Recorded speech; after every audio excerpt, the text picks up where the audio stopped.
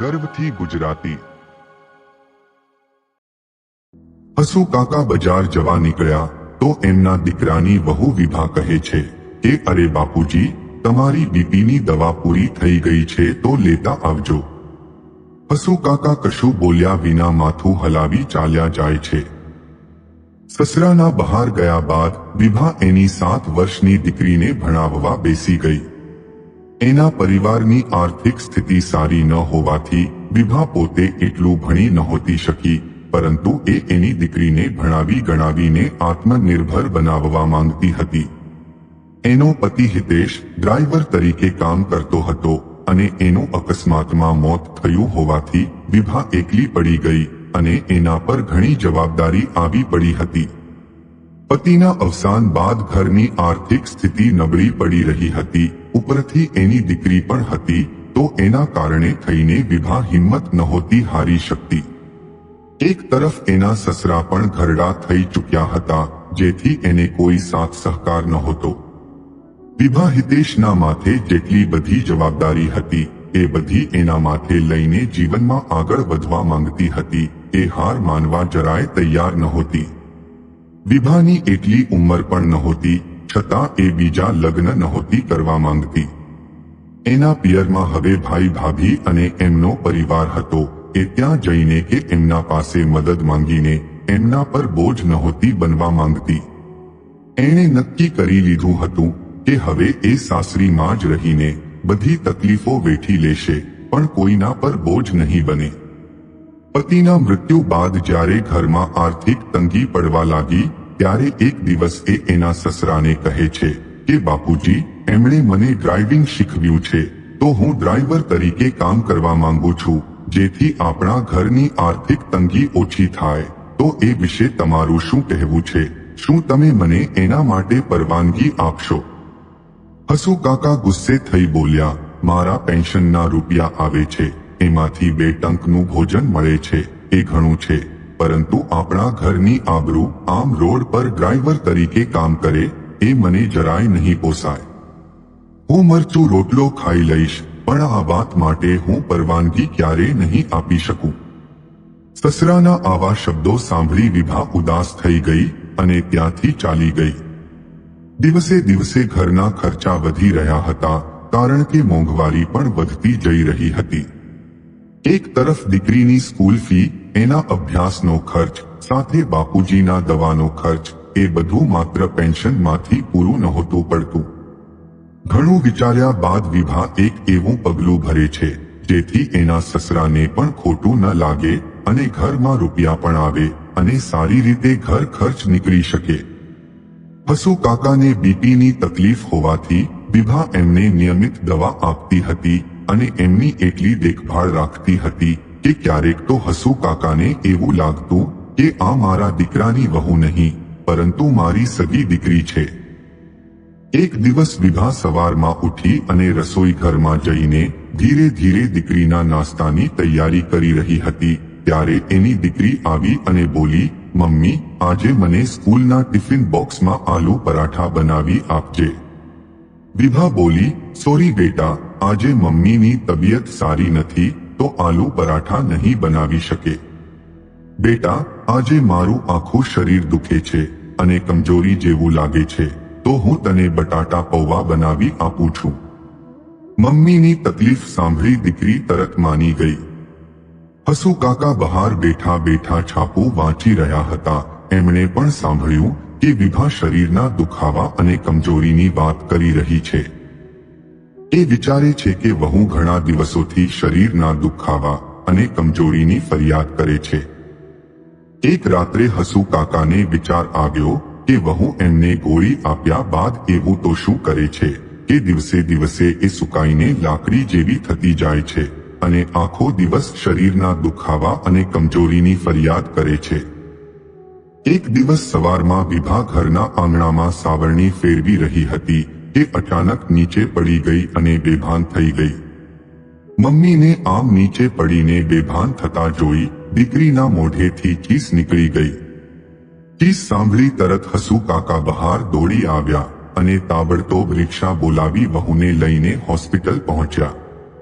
Checkup કર્યા બાદ ડોક્ટરે કહ્યું કે વિભા ખૂબ કમજોર થઈ ચૂકી છે, એની ઊંઘ પૂરી નથી થતી અને વધારે પડતા કામના બોજના કારણે એની તબિયત વધારે ખરાબ થઈ ગઈ છે, જેથી એ બેભાન થઈ ગઈ.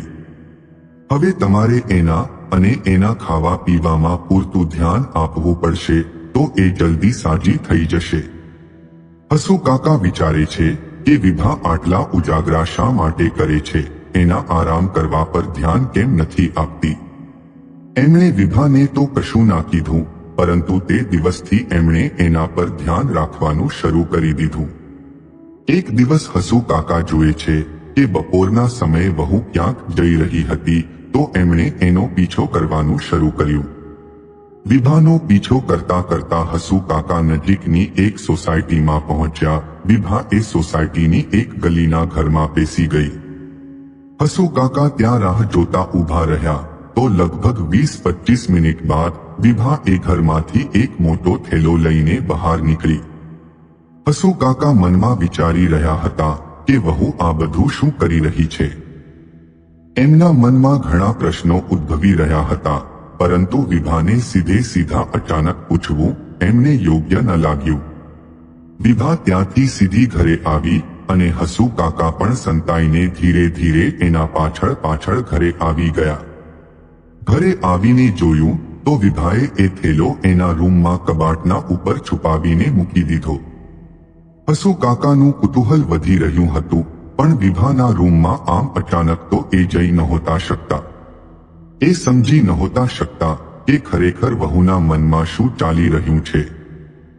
હસુ કાકાએ એ દિવસે વહુ પર બરાબર ધ્યાન રાખ્યું. રોજ રાતની માફક આજે પણ વિભા બાપુજીને જમવાનું અને દૂધ આપે છે અને એમને દવા આપી એના રૂમમાં જતી રહે છે. હસુ કાકાના મગજમાં પેલો થેલો ફરી રહ્યો હતો અને એમની નજર વહુના રૂમ પર હતી, પરંતુ વિભા રૂમમાં જઈને દરવાજો અંદરથી બંધ કરી લે છે. આમ તો રોજ હસુ કાકાને દવા લેતાની સાથે ઊંઘ આવી જાય છે અને ઊંઘ તો એમની ઘણી પ્રિય છે, પરંતુ આજે એમની આંખોમાં જરાય ઊંઘ નહોતી. એમના મનમાં બેચેની થઈ રહી હતી. એ સમજી નહોતા શકતા કે વહુ એ થેલામાં એવું તો શું છુપાવી રહી છે. વહુની સચ્ચાઈ જાણવા માટે એમનું મન આકુળ વ્યાકુળ બની રહ્યું હતું. છેલ્લે ઊંઘ ન આવી તો હસુ કાકા બહાર આવી ગયા અને આંગણામાં આંટા મારવા લાગ્યા. એમણે બહારથી જોયું કે મોડી રાત સુધી વહુના રૂમની લાઇટ ચાલુ હતી. આ બધું જોઈને તો હસુ કાકાને મનમાં ડર બેસી જાય છે કે ક્યાંક વહુ કોઈ ખોટું કામ તો નથી કરી રહીને, અને પેલા થેલામાં એવું તો શું વસ્તુ હશે. ના ઈચ્છતા હોવા છતાં હસુ કાકા વહુના રૂમમાં ડોકિયું કરીને નજર માંડવા લાગ્યા. રૂમમાંથી એમને કંઈક સામાન્ય એવો અવાજ પણ આવી રહ્યો હતો. આખરે અંદરનું દ્રશ્ય જોઈને હસુ કાકાના હોશ ઉડી ગયા. રૂમમાં વહુ કંઈક કામ કરી રહી હતી. વિભા કોઈ ઇલેક્ટ્રોનિક પાર્ટમાં સ્ક્રૂ ફિટ કરી રહી હતી અને એના બોક્સ ભરી રહી હતી. આ દ્રશ્ય જોઈને તો હસુ કાકાનું મન ભરાઈ આવ્યું. દીકરાના મૃત્યુ બાદ વહુ ઘરની જવાબદારી ઉઠાવવા, ઘરના ખર્ચ પૂરા પાડવા આખી રાત જાગીને આટલી મહેનત કરી રહી છે. વહુની મહેનત જોઈને હસુ કાકાની આંખોમાં આંસુ આવી ગયા અને વિચારવા લાગ્યા કે કાશ મારા પેન્શનમાં થોડા વધારે રૂપિયા મળતા તો વહુને આટલી તકલીફ ન વેઠવી પડતી, ના આટલી મહેનત મજૂરી કરવી પડતી. આટલી મજૂરી વાળું કામ કરતા પણ વહુને એટલા રૂપિયા તો નહીં જ મળતા હોય જેટલું એ એનું શરીર બગાડી રહી છે. આંખોમાં આંસુ સાથે નિરાશા લઈ હસુ કાકા એમના રૂમમાં ચાલ્યા ગયા. ખાટલામાં આડા તો પડ્યા, પણ આજે જે દ્રશ્ય જોયું એ પછી તો ઊંઘ આવવી શક્ય જ નહોતું. હસુ કાકા મનોમંથન કરવા લાગ્યા અને એમને વિચાર આવ્યો કે મેં વહુને ડ્રાઇવિંગનું કામ કરવાની પરવાનગી ન આપી, એટલે વહુએ ઘર ખર્ચ અને દીકરીના અભ્યાસના ખર્ચ તથા ઘરમાં સહયોગ આપવા આ ઉપાય શોધી કાઢ્યો. આ બધું વિચારતા એ ધ્રુસકે રડવા લાગ્યા અને મનોમન કહેવા લાગ્યા કે દીકરાને તો જવાનીમાં ખોઈ બેઠો છું, હવે વહુને પણ કઈ થઈ ગયું તો મારી પૌત્રીનું શું થશે, મારું શું થશે. હું મારા પરિવારને સંભાળવામાં અસફળ રહ્યો એમ વિચારી એ પોતાની જાતને કોશી રહ્યા હતા. બીજા દિવસે સવારે જ્યારે વિભા ઉઠી તો એણે જોયું કે એના સસરાએ ચા નાસ્તો પહેલેથી જ તૈયાર કરી રાખ્યો હતો. વહુને જોતા હસુ કાકા બોલ્યા, વિભા બેટા, ચા નાસ્તો કરીને મારા રૂમમાં આવ, મારે એક જરૂરી વાત કરવી છે. વિભા સ્તબ્ધ થઈ જોતી રહી, કારણ કે આજ સુધી ક્યારે એના સસરાએ એના સાથે આવો વ્યવહાર કે વર્તન નથી કર્યું.